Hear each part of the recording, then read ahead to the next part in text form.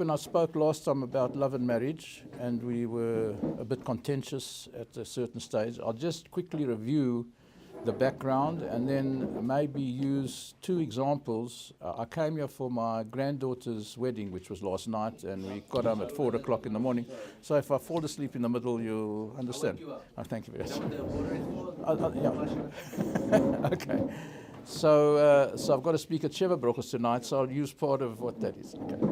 So we sadly, due to our backgrounds, where you've all told me where you come from, and the world that we were born into, have no idea of what a woman is, what a man is, and how to live a life together that will, oh, here's a new gentleman. Where did you come from? Where did you come from? Me? Yeah. Queens. Where? New York, Queens. Oh, that's okay. No. Okay, good. So they have no idea how to have a chance even to create a wonderful home which could be the equivalent today of a Mishkan. That's what a Jewish home has the potential to be. And what's unique about a Mishkan is that after the God created unusual experience of the whole 3 million people hearing at least the first 2 Ten Commandments from God's voice, whatever that meant. And of course, they were not on a level to receive the Torah. So God, as He's done for you and will do for you, creates for us situations that are not possible for us to create. And what He did at Sinai was, instead of, He held the mountain over us to accept the Torah, but of course, you would have thought that it would be something like a rock, but it held the mountain over us like a barrel. And that's a very strange thing. What was He threatening us? And so Rabbi Gifter, Zecher Tzaddik, who was the Rosh Yeshiva of Telz, so he explains, He put us in an artificially created environment of true reality by cutting out, putting us in a barrel, cutting out all the factors that He put into the world to get us off track. The Yetzer Hora, jealousy, desire, pride, all the stuff. And why did God make a world where we've got all these elements stopping us from being the wonderful people we have the potential to become? Because the Derech Hashem, chapter 2, says, what's the purpose for which God created the world? And if we can get an understanding of that, it'll give us a whole new perception of life. God, being good, the Derech Hashem says, created the world to give of His good to another. That's all. So when we say we believe in God, we actually believe in God with 2 O's. We believe in good. And what's good? Good is that which brings true benefit. So when are you doing good? When you're causing true benefit to anything. I did it in architecture. I took this principle, and when I had a client, I didn't use my client to express my architectural interests. I had to find out, what does my client need? When I got a very big office block project, and the guy said to me, what kind of a building? I said, I don't know. I want to see your company. I want to see every part of your company and how it operates. And then once I know what you, the client, need, I'll use my architectural training and God's help to create the best and most effective physical environment for your company to operate in. So that's doing chesed, taking chesed and putting it into architecture, or putting into any kind of, the way you drive in traffic. It's very hard in Israel to drive with chesed in traffic, but still it means you look at what the other motorist needs, and anybody. And why I'm putting this whole background into the beginning here, so God created us that moment of clarity, and we said, there's no way we can understand the Torah. I mean, and even after the 40 years in the desert, after the Chet HaEgel, we still didn't, and continue. What did we say? What you guys have said. Naaseh v'nishma, we will do. You come to a place in Jerusalem called Ohr Somayach, and what are you doing actually? You're going into an environment where you are isolated from all the nonsense and illusions and imagination that the world around us projects at us. And so you can't figure who you are and what you're doing and what you're supposed to do and where you're going to get simcha, how you get happiness, how are you going to build up, how are you going to take a strange lady and you're going to become what the Torah says, you can become like one person. Not good friends, not a good, so this is the perspective from which I want to deal with the subject of love and marriage. Now, first of all, love is a very strange word. If I'd ask anybody here to define it, I'm sure you'd have a lot of difficulty. I certainly would have. But I heard from Rabbi Noach Weinberg, who is the founder of Aish. He said, now listen very carefully to this, because this can give you a formula for successful living. Love is an emotional feeling of pleasure which you get when you see true beauty. True beauty. True beauty in a flower, true beauty that a mother sees in her baby, and true beauty, hopefully, that you'll see in your wife and your children, and so forth. And if you see the true beauty in Torah, you get emotional feeling of pleasure. When you come across concepts and ideas, it's mind-blowing. But it's not just mind-blowing, it gives you an emotional feeling of pleasure. Art, anything that you see, where you see true beauty. So now, this is the most important thing. We say it every morning to get the story straight. Elokai neshama shenosata bi tehorahi. God, the soul which you gave me. So it means I am not my soul. The soul which you gave me, taharahi, it's absolutely pure. You created it, so you created, you formed it, and you breathed it into me. God breathed into us our soul. That's why, as long as you breathe, you're a human being, then you can experience your soul. And that's what happens when a person leaves this world. You stop breathing. You become, your soul returns to God, and you go through a whole story of Gehenna and the world to come until eventually you reunited. So, the information we're getting now is if we have a pure soul, that's the real inner essence of us as people, there's true beauty in us. And there's true beauty in everybody. So the skill in life is you'll meet all kinds of people. Some people you'll get along with, they've got similar mannerisms or similar background or ways of seeing things, but everybody has got true beauty. And if you can focus, put aside the issues about people, and certainly a wife and somebody that upset and irritate you or get on your nerves, and look through all that stuff and see the true beauty in the person. And that will develop your love.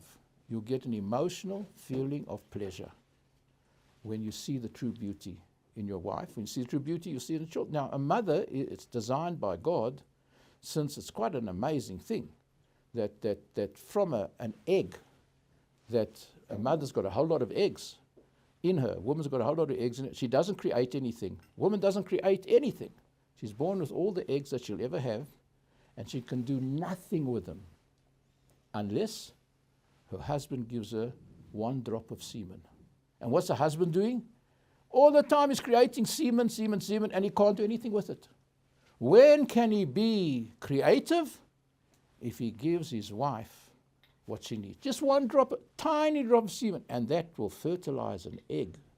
And then what happens when that connection takes place? A miracle happens. Her whole body starts to change. Her whole body undergoes a radical change to create an environment in which that little egg, which has been fertilized by the semen, can grow into a human being. Amazing thing. So, with that sort of background, what is love and marriage? So first of all, we have at least cleared up a little bit what love is. When you can put aside all the superficialities of people who get on your nerves, and we all get on all kinds of people. God created everybody different, and everybody else, and even your children can be hassles for you, all sorts of stuff.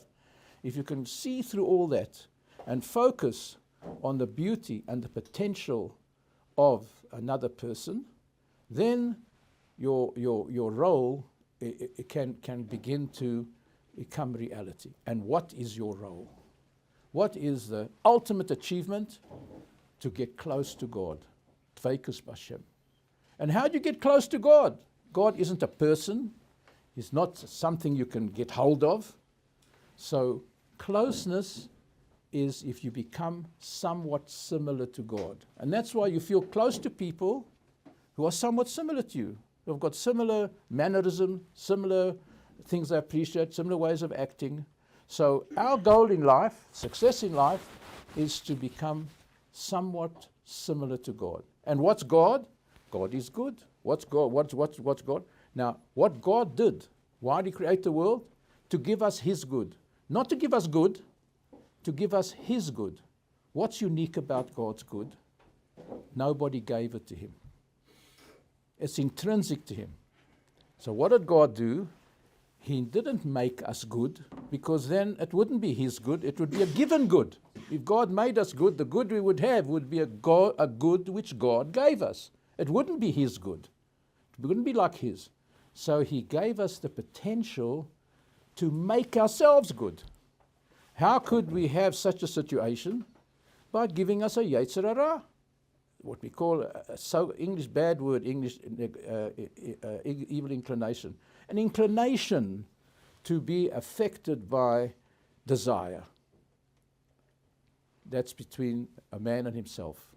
And if you indulge in your desires, I mean, we live in a world where there's no limit to what people indulge themselves into, and what they pay to do it, and what cost it is to them, and how they mess their bodies up, and they mess up their lives, and they mess up everything about them to indulge their desire.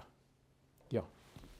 Could you sharpen our understanding of beauty in this context, and could you also account for the component of love that is self-sacrificing? So even if you're not feeling pleasure, we see love as something that's active when you're willing to give your life over for someone, or God, or your wife. Yeah, okay. Well, I'll just shortcut it. It should come in this, but in short, what it is, the only thing that you love automatically is yourself. If you didn't, you wouldn't look after yourself. So in other words, we're born with an inbuilt sense of self-preservation, which means subconsciously, anything that's happening, you're thinking about what's in it for me, what's going to be with me. So that's why God doesn't tell us to love your neighbor. He says, love your neighbor as yourself. Ve'ahavto, not your neighbor, l're'echo. You should love to your neighbor like yourself. How can you create that feeling to your neighbor that you have naturally got with yourself? It's what you're saying. You have to take from yourself whom you love and give of yourself to others. Whoever and whatever you sacrifice for, your country, your beliefs, your ideals, your profession even. People sacrifice their lives for whatever it is. They love it because they have taken the source of God-given love, which is in all of us, and the formula for transmuting it into anything else is to take from yourself and give of yourself to whoever. And that a mother does automatically. Now, we know such a thing exists because we had a mother. We know subconsciously that somehow there was this woman. She never saw a baby before. She didn't know anything about it. And somehow when this baby came out of her, it's quite an amazing thing to think what it must be for a woman that somehow from inside her, from a drop semen, and this comes this baby. And so this baby is produced by her. It's an extension of her. And she will love that baby. There's no greater love in the world than a mother for a baby. She'll get up in the middle of the night and change the diaper, and she'll do everything for that. You know, if there's one person that you know loves you, of course, there are issues that can come up in life that can cause problems between mother and, but essentially, end of the day, you know that if you're in trouble and something, at the end, your mother is there for you. Not because she's the greatest saint, but because every human being is given that experience to be the subject of true love. So you know what the end product is. And now the question is, how do you create it? How do you develop it? And so the formula is basically not just to give up everything where it's appropriate. Now, there is a whole profession, which we all experience all the time, of people who do this on a professional basis. They're called doctors.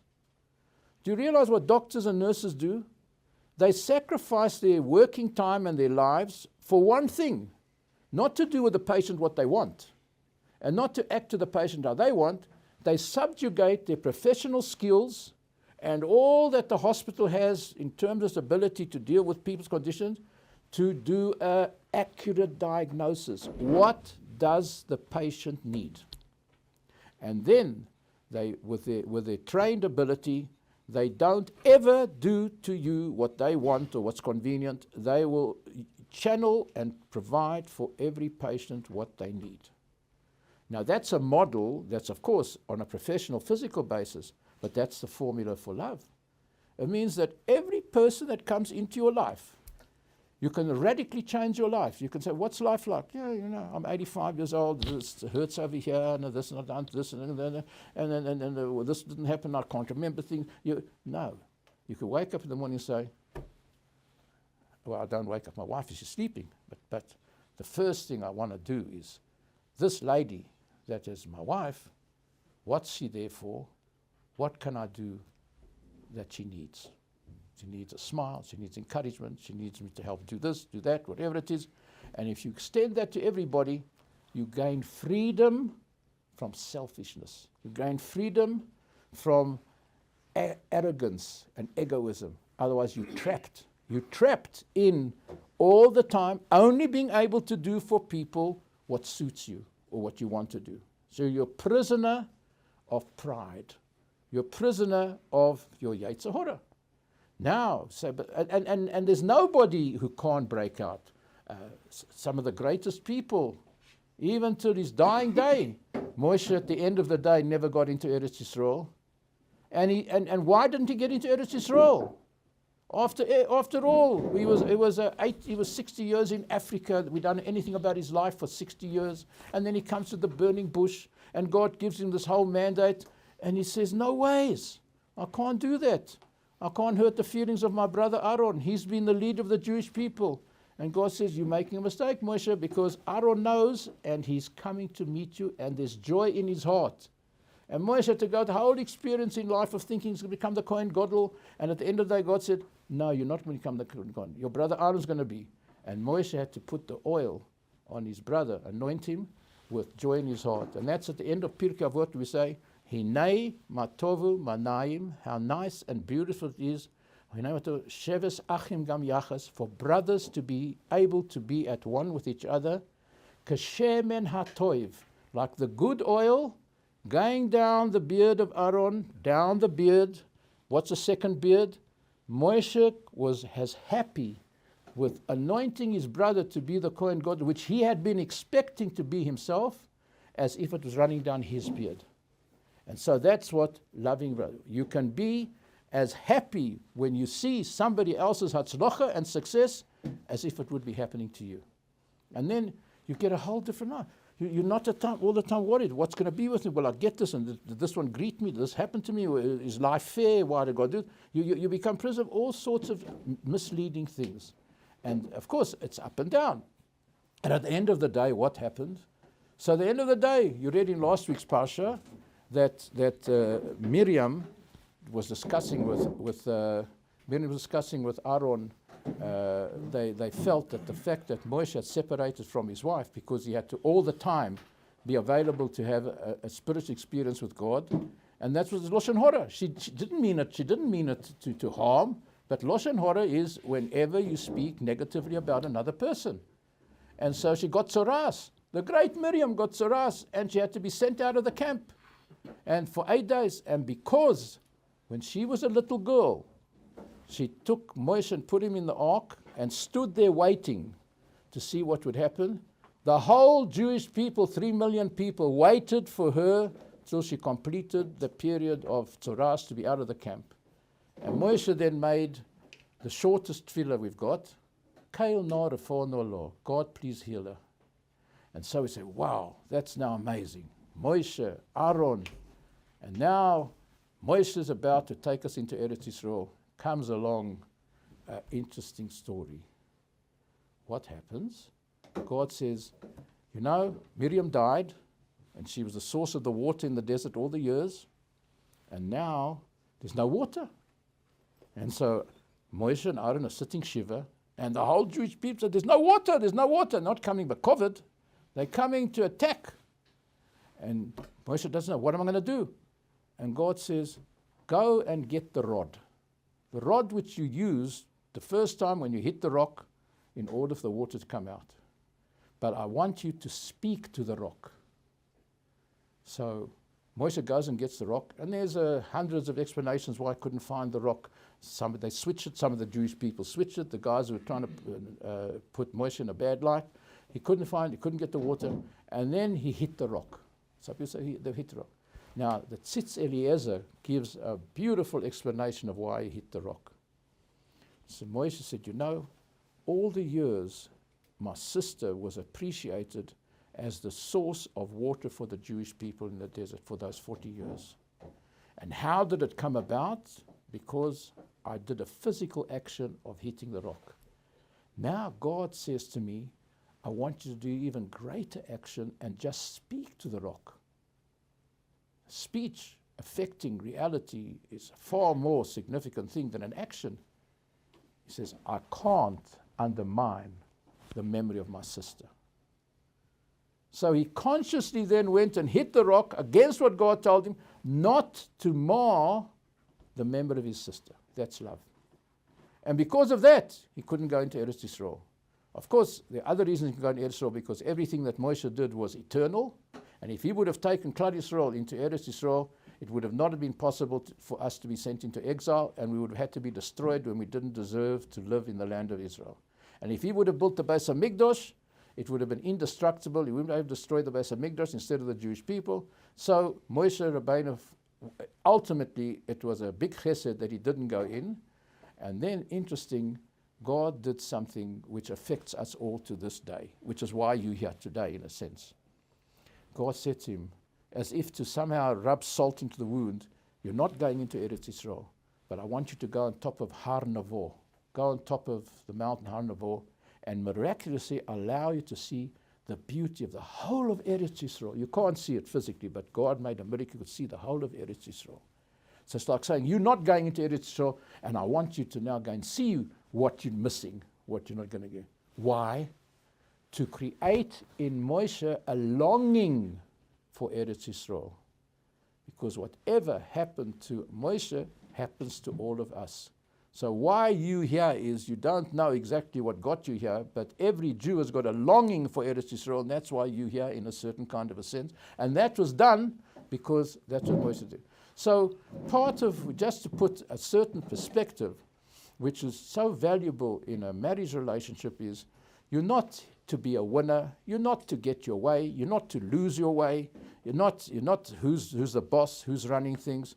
You've got the most intimate, involved relationship you can have outside of yourself, this woman, and I'm just going to say my own life. Yeah. Rav, you mentioned that we see people who are very much alike us in a lot of things, right? And, women including women, right? So, but there is also an opinion that women should be should be making us complete, right? So, but complete, when we become complete, it means that we should differ in a lot of things, and they should be better in things we are not so good, and vice versa, right? So, how can these two ideas collide? How can how can women be completion to us, but also how can she be alike us very much? Okay, so now we've a good question, and now we'll start the shiur. Where do women come from? Why is there men and women? God never created men and women. The first human being that God created was Adam, a human being. Adam wasn't a male or a female. Adam was an amalgamation of two potential elements, male and female. And God said, here is a perfect human being, self-contained, everything that it requires. And what's the next pasuk? Lo toiv heyois ha'odam levado. This perfect situation of Odom, lo tov, it's not good. Lo tov, that a person can be alone. That you can have everything you need and produce everything you need. You get locked up in self-centeredness, arrogance, and that's what people try to achieve. They try to get enough of money or political influence or whatever it is to become independent of other people, that I'll be able to always do what I want to do. I don't have to take anybody else into account.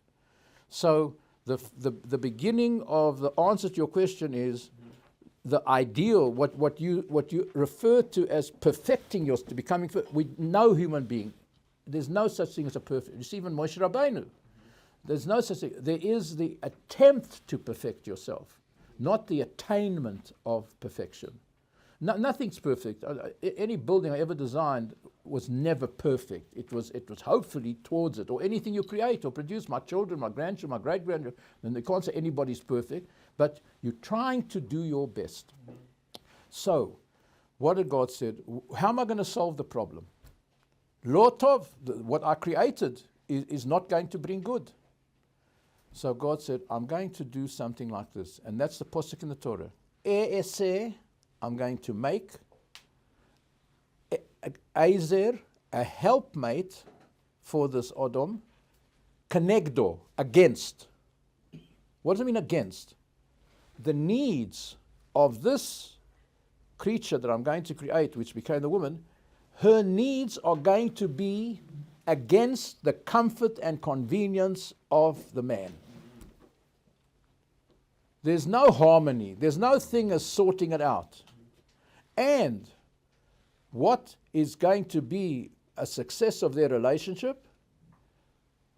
In all the things that are against him, he's not going to let that interfere with his comfort and convenience, and he's going to be like a doctor. He's going to apply all his skills, and I will provide. The more the person wants to do, God gives you the facility and opportunities to do it, to serve the needs of others. That's kindness. So there's no thing as meeting the perfect girl. You go to shidduchim, you want to find the perfect girl. You can eat 100 times, you don't know who they are. I was married for 43 wonderful years to my late wife, but I never knew who she was. When she was dying of cancer, that whole period, then I found out something of who she was. Really appreciated. And what people afterwards wrote and said about it, but I knew something. And you don't even know who you are. You don't know. So what is living? Creativity. It's, I'm here, this is my situation, I'm open, if God will give me the opportunity, and where will you find God? Where you let him in. If you want to run your life and do and think that you can organize, there's no room for God. So you said, so what do you say? Imirsa Hashem. You know, we rattle it off, but you say, God willing, which means I'm going to try my best. And if you, what does the pasuk say? Pischuli pesach kapischus yomachas. God says, open for me an opening the size of the eye of a needle. You just make in your heart a little desire, a little wish to be a source of blessing, to be a good husband, a good friend, a decent human being. Just not massive. And I will open, and I'll open for you chariots through which gates through which chariots can go. And that I can tell you is my life, of course. I mean, born in a little town in South Africa, and what God did with me, incredible, unbelievable. And then, the whole story, marriage and so forth. And then I had, after she passed away, Rabbi Mendel Weinbach, I don't know if any of you knew him, he was the Rosh Yeshiva here, called me into the office. He said, Ivan, you've got to get remarried. I said, get remarried? I mean, Claire, I just lost Claire. He said, you take Claire and you put her deep inside here and you get remarried and you never mention her name. I've never mentioned my late wife's name. I've been married now for almost 19 years to my present wife, a strange American lady, as you can imagine. And she was married, I was married to my wife for 43 years. She was married for 40 years to her husband, and we were married nearly 19 years, so we've got 101 years marriage experience. Wow. And it's still tough going, That's what it means, because And I don't know, you know Americans, they're very interesting, strange people. And to go and live with one, woohoo, it was okay. So, but it's wonderful. It's wonderful to make her smile about everything. That's the sort of thing. So, we've got the formula now. God didn't say, I made male and female equality. No. I made a human being, and then I took away a part of the human being, vayiven es ha'isho, built the woman. And the part of the human being that was left, minus what had been taken away, now became Ish. It's the first time that we cover Ish. So Ish is a man. Isho is from the man. That's what a woman is. So God never created men and women. He created a human being. And then to give them a mechanism for continual growth and development, he took away a part of the human being, vayiven es ha'isho, built the woman, and the part which remained then became Ish, became a man. And that's why the Gemara says in Kiddushin, the normal thing is men seek a wife. A woman wants to get married. A woman halachically doesn't have to get married. A man is obligated to get married and to have children. A woman's not obligated because she is the recipient. She's the factor which is introduced into a man's life. And then comes the three different words for creation. When God created the world, Bereshit bara Elokim es hashamayim. In the beginning, God created the heavens and the earth. Bara. Yesh mi'ayin. There was nothing existing except God, and then God, so to speak, created the creation, which is a part of him, but it seems to be an independent entity. But it's not, because God is causing everything to happen inside and controlling everything that happens. When it came to creating the human being, we have the word vayitzar. Not bara, vayitzar. God formed the human being. Yitzira means you take existing material, he took earth, and he formed it into the shape of a human being, and then by yipach be'apov nishmas chaim, he breathed into that earth the spirit of life. And that's why when our lives are over, our soul leaves us, and our body returns to earth, because that's what our body is, animated earth. So when it came to creating Adam, Vayitzar, he formed the human being. When it comes to the woman, he didn't form the woman. It says Vayiven, he built. I don't know if any of you ever in a youth movement called Habonim. I was once years ago in Habonim, a secular Zionist youth movement. Habonim, strong builders, we lads have become Bonim, Boneh. Vayiven es ha'isho, he built the woman. Now there, our rabbis tell us that the important thing about that word built, bino, is a woman is endowed with bino yesero, an intuitive intuition. She intuitively knows. That's why the mother knows what to do for the baby. Even though the doctor can come and improve, but she knows. She can sit. And so when a man wants to have a logical discussion with his wife, he's wasting his time. Because she doesn't want to know why. She senses whether what he's saying is okay or not. A woman, and that's a tremendous asset to have in your life. Somebody who can have intuition. You meet somebody. Sometimes you want to analyze, what am I getting into? A wife, if she's been encouraged to utilize her intuitive ability, can bring input into life that your logical deductions will not necessarily produce. So that's when you say, men are from Mars, women from Venus, whatever words they want to use. The radical difference is a man works things out logically. Wants to know why, step 1, step 2, and so forth. A woman could, but she doesn't. Her primary way is her God-endowed ability. She can sense whether this is appropriate, whether this is true, whether this is right or not. And to respect a woman's intuitive ability is a tremendous effort, but a tremendous asset to have. You don't know, sometimes you learn, you think you understand what's happening, you think you can go into business deals, you can do all kinds of stuff. Your wife can tell you pretty soon if you have developed her. So now we've got the setting. So now, lo tov heyosem, it's not good It's not. Why is it not good? It's not just not that it's not nice. It's not practical. For a man to just live by himself, working out everything logically, how much good can you do in your life in an average day? Somebody's come to the yeshiva and they've got a big suitcase, you offer to help them. Or somebody an older person is getting out of a car, you open the door for them. How many chances have you got in life to do kindness? With a wife, the whole day. From the minute you open up your eyes, a nice smile, encouragement. You go to bed, you say Krishma. I read the Krishma for my wife. She doesn't have to switch on the light. I just read it for her. We say it together. Every night, the whole Krishma, the whole sort of story. And it's not just because it's you creating a sense of caring, a sense that she matters as a person. And this, you found anything you can do, shop, anything you can do, and you become a Baal Chesed. You become and from that intense home environment of doing kindness and responding, you can now extend it to the postman, you can extend it to the person in the shop, everybody, you walk in the street, everybody is a potential opportunity for you to do kindness, a smile, a word of encouragement, anything. And so you get out of being locked up in this narcissistic bubble of self-adulation.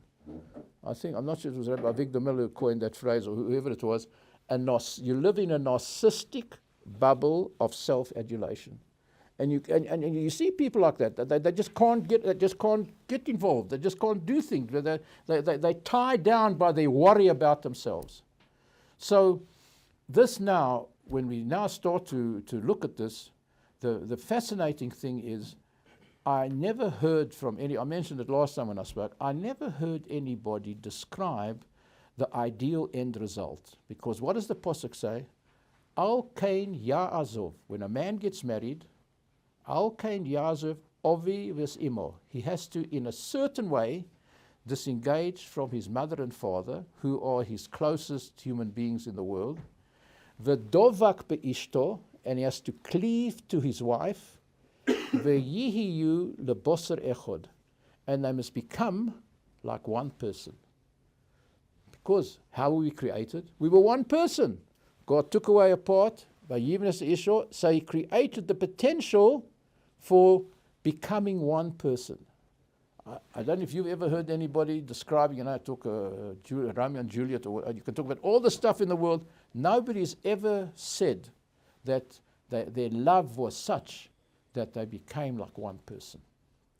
So I experienced it in the saddest moments of my life. My wife, unfortunately, when we were here at Ohr Somayach, she got cancer over a number of years. I used to go through all the treatments. And then she had a big operation. And in her last days, she was in a hospital bed and she couldn't move. And I got permission from the staff to bring some cushions and put her on the floor next to her bed, so that if I would sense she needs something, she wouldn't have to try to pull a cord to call a nurse. I'd be there to do it for her. And I did this for some time. And then I found something interesting happened. I could be half asleep, and I would somehow sense that she needs something, and I didn't make the decision to do something for her. My hand, when you need something, like I want to drink water, don't say, take your hand, take the water, drink. Your hand goes and takes the water. I found my body reacting to her need like it would be my need. So that's the nearest you can say, Boser Echod. If you can create a caring and a closeness and develop something, of course it's 43 years of marriage and all sorts of things happen, the whole sort of thing, then that is what you're aiming at. That's with God's help. You can't do it. You need God to you just want to try. You just want to try to do that. So we're almost at Mincha time, and so I hope that these ideas have been helpful to you, and please God, each of you in your own way, just always bear in mind that there's no limit to what you can achieve if you make a sincere effort and invite God's help and realize that your success in life is to emulate God, to try to be a source of blessing to everything and everyone that you come across in life.